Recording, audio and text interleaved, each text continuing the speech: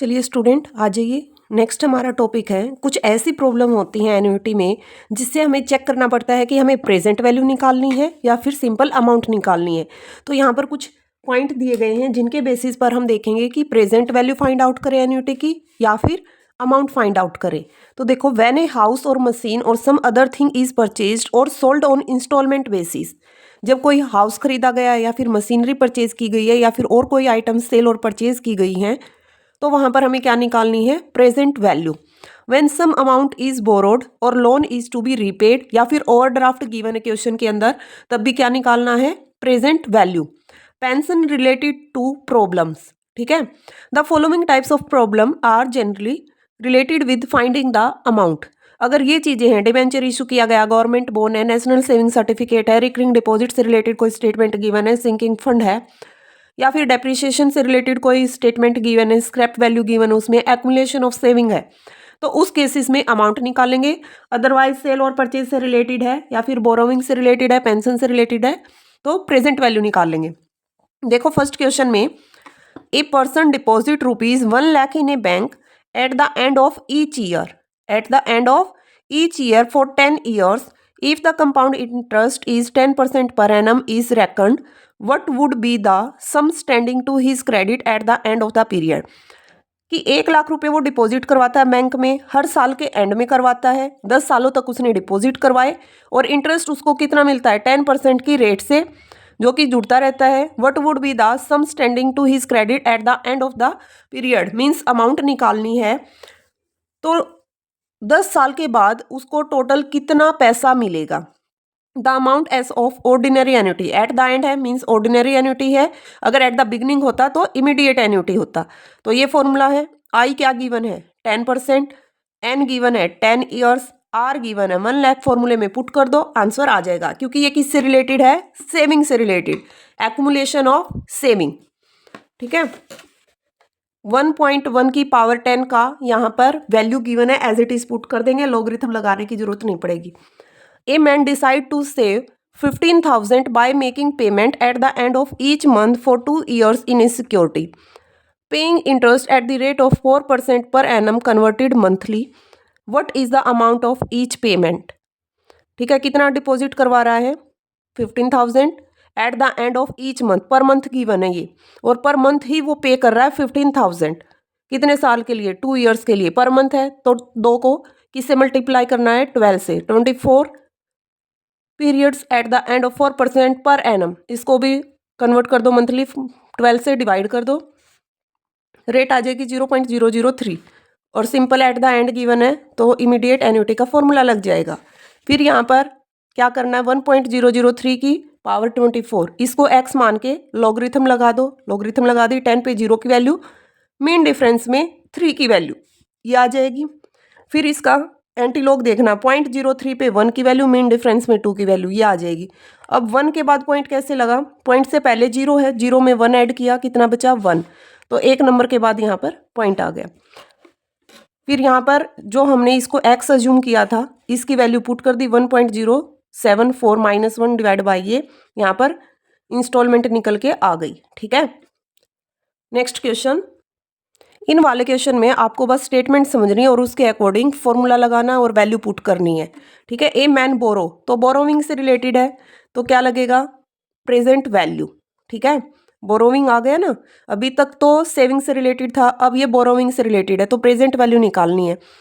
12% per annum compound interest from a bank and promise to pay off the loan in 20 annual payment. उसने क्या किया? Borrowing किया 30,000 रुपये 12% की रेट से, और 20 एनुअल पेमेंट में वो पे कर देगा। बिगनिंग एट द एंड, कहाँ से शुरू किया? Eight the end of the first year. What is the amount of payment, ठीक है। एन गिवन है, रेट गिवन है, ठीक है, टोटल गिवन है कितना? 30,000 उसने बोरो किया, प्रेजेंट वैल्यू गिवन है, तो कितना वो पे करेगा, ठीक है। 20 एनुअल पेमेंट के बाद उसने टोटल कितना पे किया, ये निकालना है। What is the amount of the payment? Present value given है, ordinary annuity are payable at the end of the each year, कि एट द एंड वो कितना पे कर रहा है, मतलब इंस्टॉलमेंट उसने कितनी पे की है। फॉर्मूले में पुट करके अपना ये निकाल देना, इंस्टॉलमेंट आ जाएगी, कितना इंस्टॉलमेंट पे कर रहा है वो हर ईयर के एंड में 4016.76।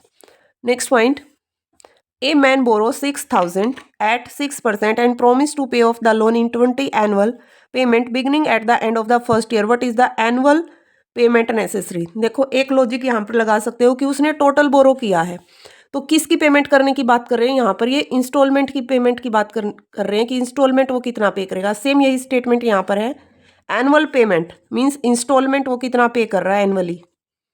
तो यहाँ पर हमें आर निकालना है, कितना उसने इंस्टॉलमेंट पे किया। प्रेजेंट वैल्यू गिवन है, ये भी बोरोइंग से रिलेटेड है।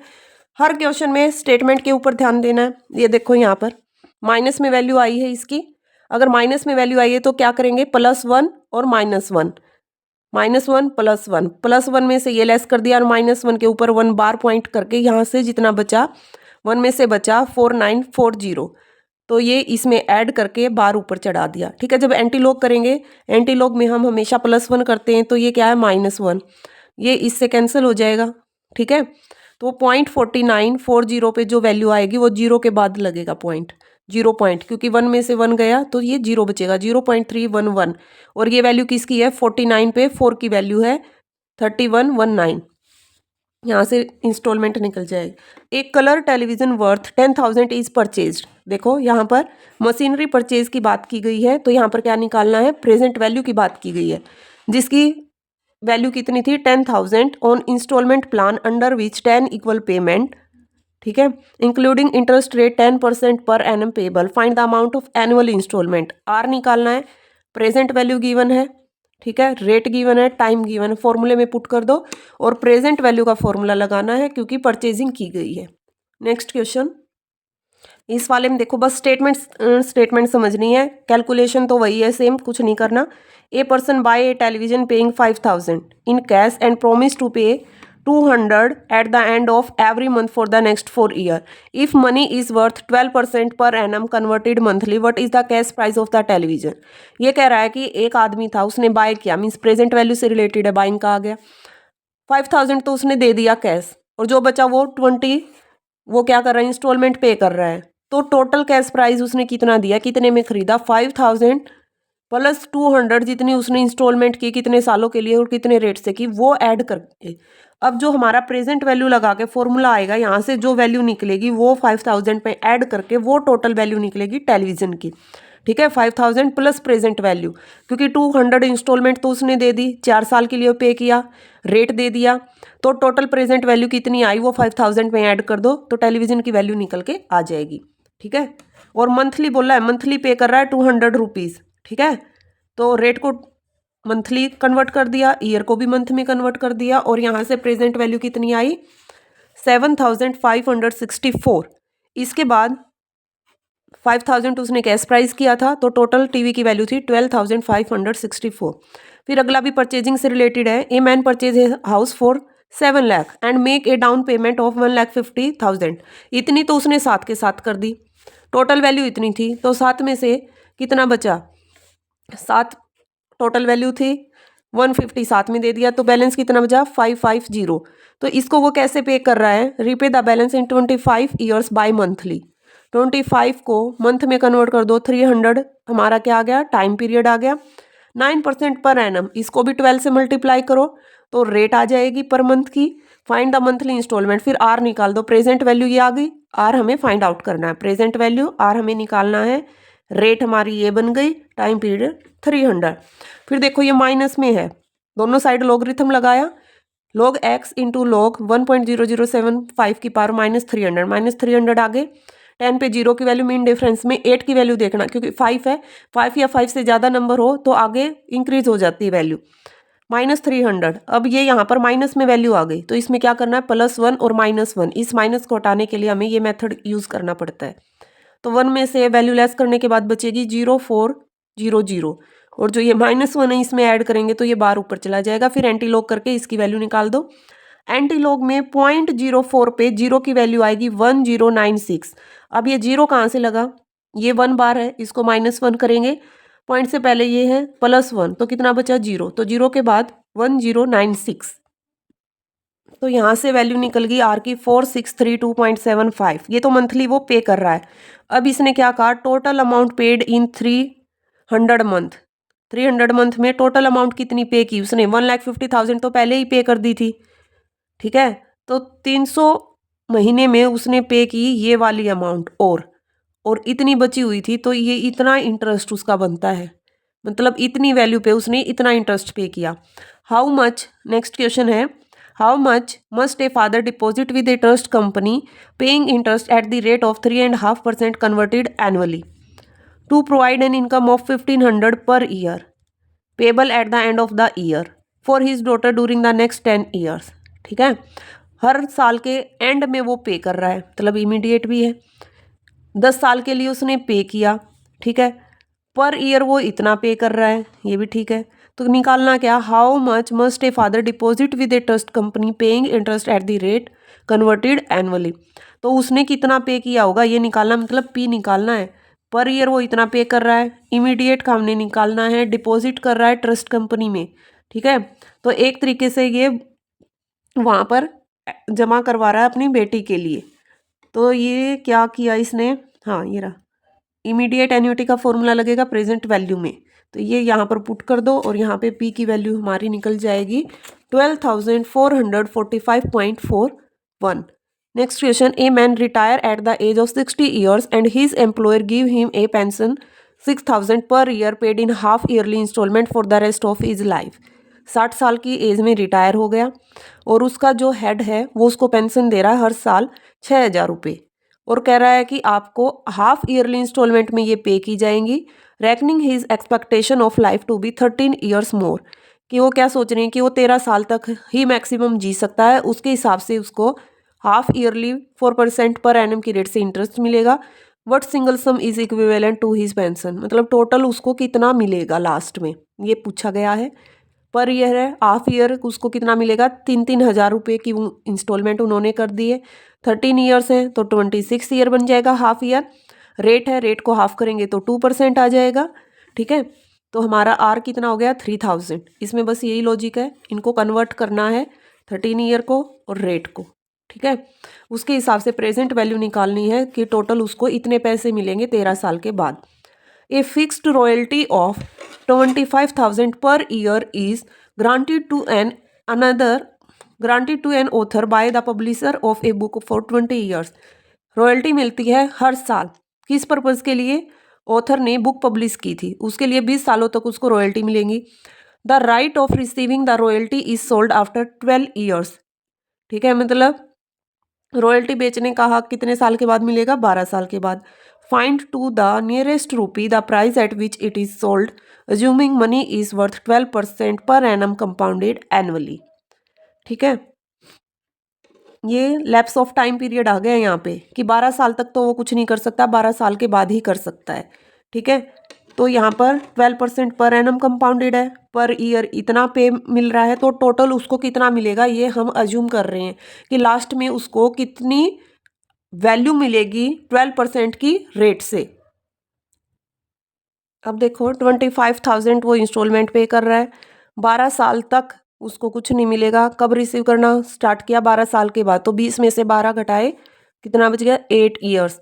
रेट कितनी है 12% पर एनम, तो पर एनम ही लेके चलना, इसमें पुट कर दो, यहाँ से लॉगरिथम लगा दो, लॉगरिथम में वैल्यू निकाल दो 1.12 पे 8 की वैल्यू, ठीक है। यहाँ पे ये लॉगरिथम लगा दिया, लॉगरिथम लगा के ये वैल्यू निकल जाएगी।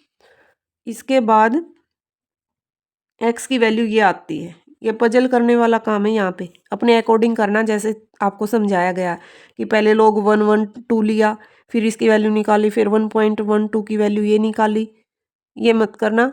सीधा क्या करना है, 11 पे 2 की वैल्यू देखनी है, 11 पे 2 की वैल्यू देख के 8 के साथ मल्टीप्लाई करना है, और वहाँ से फिर +1 -1 करके एंटी लॉग लगा देना, डायरेक्ट उसकी एक्स की वैल्यू निकल जाएगी।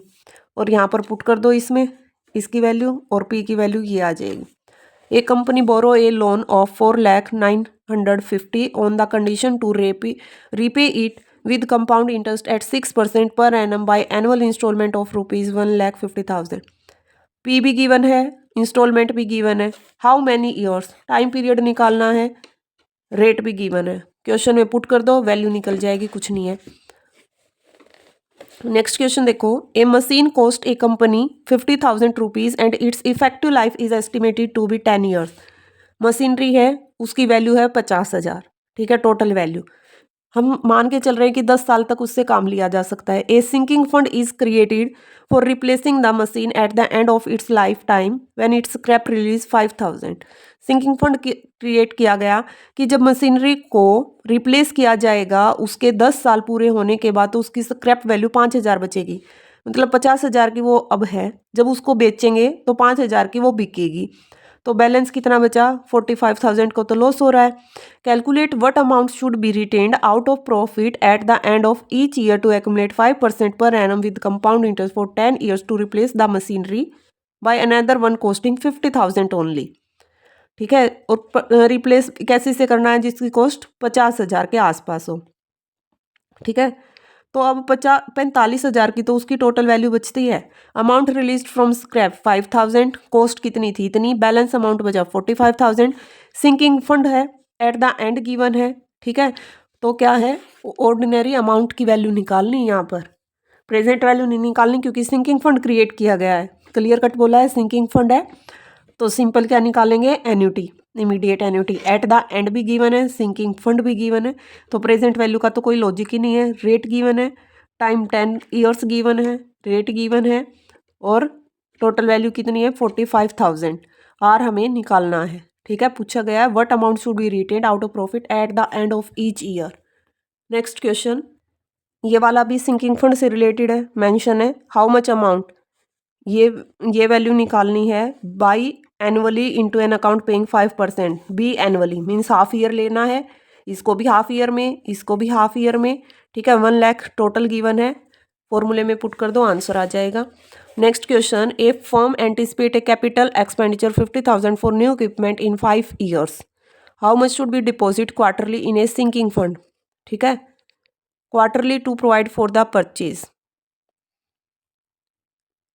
टोटल गिवन है, इन्होंने पूछा how much should be deposit quarterly, मतलब इंस्टॉलमेंट वो कितनी पे कर रहा है क्वार्टरली। 12 को किससे मल्टीप्लाई करोगे, 12 को 4 से डिवाइड करोगे और 5 ईयर को 4 से मल्टीप्लाई करोगे और सिंपल फॉर्मूले में पुट करके आंसर निकालना है।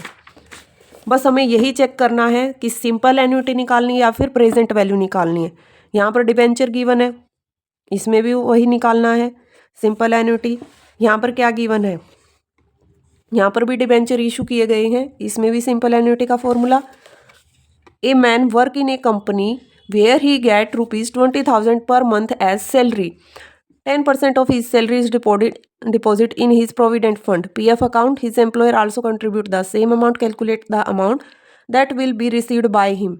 Total amount उसने कितनी रिसीव की after his service of 30 years, 30 साल तक वो कितनी रिसीव करेगा। टोटल वैल्यू पूछी गई है और उसको इतनी रेट से इंटरेस्ट भी मिलेगा monthly on the balance of the provident fund.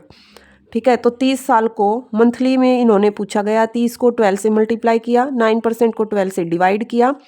ठीक है, फिर कहा man work in a company where he get 20,000 per month as salary, per month salary मिलती है, उसका 10% वो डिपॉजिट करता है पीएफ में। तो 20,000 का 10% वो कितना डिपॉजिट कर रहा है 2,000, इतना ही उसका his employer also contribute the same amount, जितना इसने डिपॉजिट किया उतनी ही अमाउंट उसका कंट्रीब्यूट करा। तो टोटल पीएफ में कितना कंट्रीब्यूट कर रहे हैं वो हर महीने 4,000। तो टोटल उसको कितना मिलेगा, एस उसको कितना मिलेगा, आर वो डिपॉजिट कर रहे हैं 4,000। फॉर्मूले में पुट कर दो, टाइम गिवन है, रेट गिवन है, टाइम रेट और इंस्टॉलमेंट, अमाउंट निकालनी है।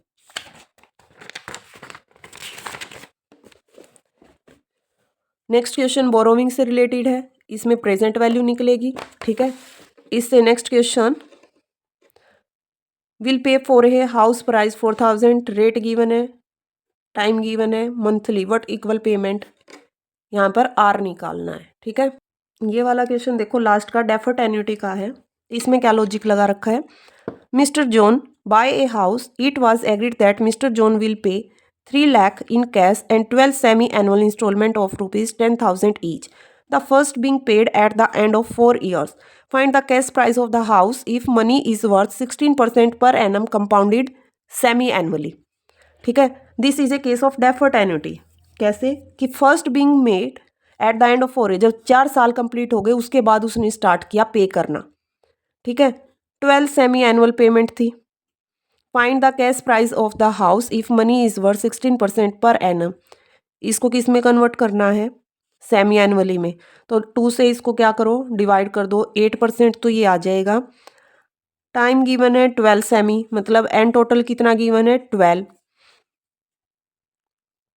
3000 कैश में दे दिया और बाकी का जो बचा है वो क्या कर रहा है 10,000। ठीक है, तो टोटल कैश प्राइस पूछा गया है, तो ये पी हमें निकालना है, प्रेजेंट वैल्यू। इंस्टॉलमेंट हमें गिवन है, फॉर्मूला लगा दो डेफर्ड एन्युटी का। फर्स्ट उसने कब स्टार्ट की, चौथे साल के एंड में, तो 4 साल में कितने हो गए 8। ठीक है, इसका एंड हुआ तो इससे पहले कितना टाइम पीरियड हो गया, लैप्स 7.5 ईयर। ठीक है, 7.5 ईयर तक उसने कुछ पे नहीं किया। तो यहाँ पर 7, यहाँ पे total time period m + n 19, और यहाँ इसको x मान लो, इसको y मान लो, यहाँ से x की वैल्यू और यहाँ से y की वैल्यू निकल जाएगी ये। इसको यहाँ पे पुट कर दो और यहाँ से p की वैल्यू आ जाएगी ये। 3 लाख उसने पहले ही डिपॉजिट करवा दिए थे, बाकी बचा हुआ वो इतना पे करेगा, तो टोटल हाउस का कैश प्राइस आ जाएगा 3,43,975। तो ये प्रेजेंट वैल्यू, सिंपल एन्युटी और जो प्रॉब्लम से रिलेटेड क्वेश्चन थे सारे कंप्लीट हो गए हैं। एक और एक्सरसाइज इसमें बचती है, डेप्रिसिएशन और पॉपुलेशन से रिलेटेड, शायद इसमें बचती है प्रेजेंट वैल्यू और amount of annuity when the interest is compound continuously. Last class में कंटिन्यूस कंपाउंड कैसे निकालता है प्रेजेंट वैल्यू की हेल्प से और सिंपल अमाउंट की हेल्प से, वो हम करेंगे। आज के लिए इतना ही। Thank you everyone.